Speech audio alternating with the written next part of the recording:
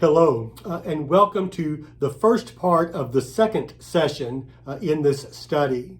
In this session, we turn back to John Wesley and continue our introduction, giving an overview of our history.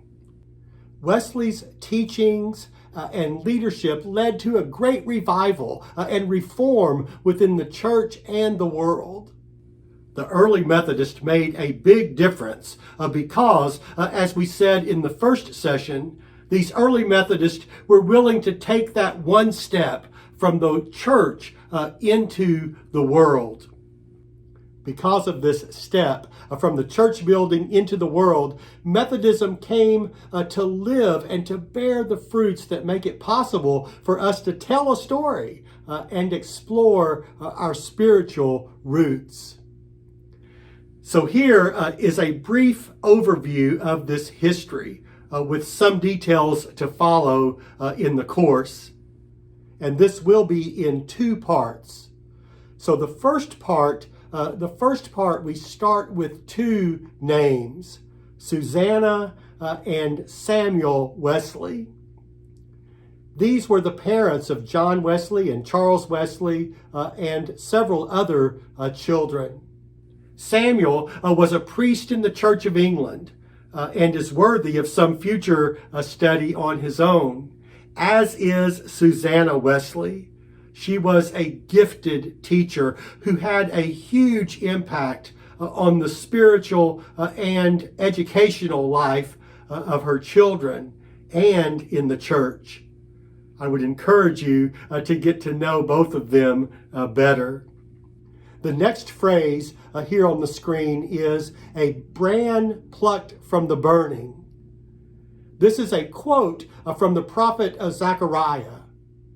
At age 5, the Wesley home, it was a parsonage in Epworth, England, it caught fire. The children were evacuated only to discover that John was missing. He was spotted looking out of a second-story window amid the flames. Several neighbors climbed on each other's shoulders to form a human ladder until one was able to grab John right before the house fell to the ground in flames. John was saved. And he grew up, or as he grew up, and as this story was told, he came to see himself as saved for a purpose. He was a brand or ember pulled from the fire for a purpose to fulfill a calling. So this became a part of his personal narrative. Next is Oxford and the Holy Club. Wesley first became a student at Oxford and then a fellow or professor there. While there, he helped form a club which became known as the Holy Club. Several men, and yes, they were all men at the time, covenanted together to be more intentional about their walk with God. They followed a method for growing in faith, which include disciplined prayer and fasting and searching the scriptures together, and acts of mercy like visiting the prisons and providing food for those in need. We call these disciplines the means of grace, and we'll talk much more about that later. The members of this holy club, they developed a reputation. Others began to call them names. And among the most popular names was, I hope you guessed it, the Methodist. It was a term of derision and ridicule. Wesley, however, liked it. He embraced it. He said, in effect, yeah, that describes us. The vision of the Methodist movement was not fully developed in these early years at Oxford, but the seeds were planted.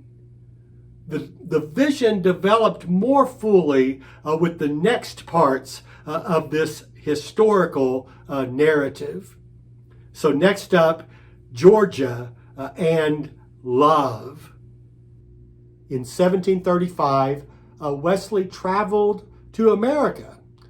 He came on a mission trip to save the Indians, as he described it. In hindsight, Wesley described this as a desperate attempt on his part to earn God's blessings and to find some kind of peace within himself. This trip turned into a complete disaster. Wesley left in humiliation. Actually, he had to sneak out because of some trouble with a woman's father. It's an interesting story, but perhaps for another time. For now, we are concerned with the consequences of this hasty departure. When Wesley arrived at home in England, he was extremely depressed. He was in a state of spiritual despair. Wesley wrote in his journal, "I went to America to convert the Indians, but oh, who shall convert me? Who will deliver me from this evil heart of unbelief?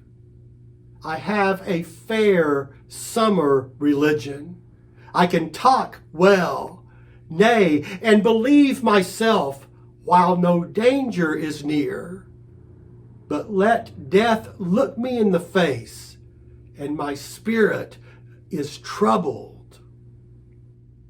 That was written in January of 1738. Not long after this, Wesley experienced something that would change his life and the course of Methodism. And that brings us to one more highlight for this video session: Aldersgate and a warmed heart. Here is what Wesley writes in his journal on May 24th, 1738, the same year. "In the evening, I went very unwillingly to a society in Aldersgate, where one was reading Luther's preface to the Epistle of the Romans. About 9:15, while he was describing the change which God works in the heart through faith in Christ, I felt my heart strangely warmed. I felt I did trust in Christ, Christ alone for my salvation. And an assurance was given to me that he had taken away my sins, even mine, and saved me from the law of sin and death." After this experience, the concept of Methodism changed. No longer could the method be seen as a means of earning salvation or proving something to God or just to be good. Now it was seen as a way to respond to God's gift of salvation, to the love that God planted in his heart, that God plants in our hearts. Faith is coming to know this love and giving our lives to this love. We don't follow the method to earn God's love, but in response to God's love. 1 John 4:19 was used often by Wesley for this theological position. We read, "We love because God first loved us." God's love comes first to us. And then it opens our hearts to a new reality. And then we are able to trust in this love and grow in this love. We call this faith. And then this faith, this trust, leads us to love others by attending to the means of grace, to the method of Methodism, we are strengthened to share this love in the world.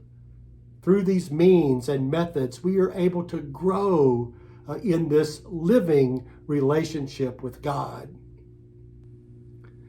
So this experience of the warmed heart changed Wesley's life. His heart was set aflame with a newfound joy. And when that happened, the Methodist movement began to grow in amazing ways. Wesley began to preach in the streets, even though it was against the law to do so. He set up Methodism classes called societies to help others open their hearts to God's love. Almost overnight, Methodism sparked a powerful revival in the land. And it started with a heartfelt love that led Methodists to become known for their good works in the world. From a warmed heart to the sharing of God's love. That's the Methodist way. By joining together with others for intentional faith development, God's love comes to us on its way to others. This is God's method for bringing life to the world, and we are invited to be a part of it. So, my friends, that's it for this session. In personal reflection or gatherings for reflection, I invite you to connect to this history, to connect this history to your experiences, and to reflect on this, our shared history, and how it has shaped you. In part 2, we will pick up on this history with the American experience. Until then, many blessings.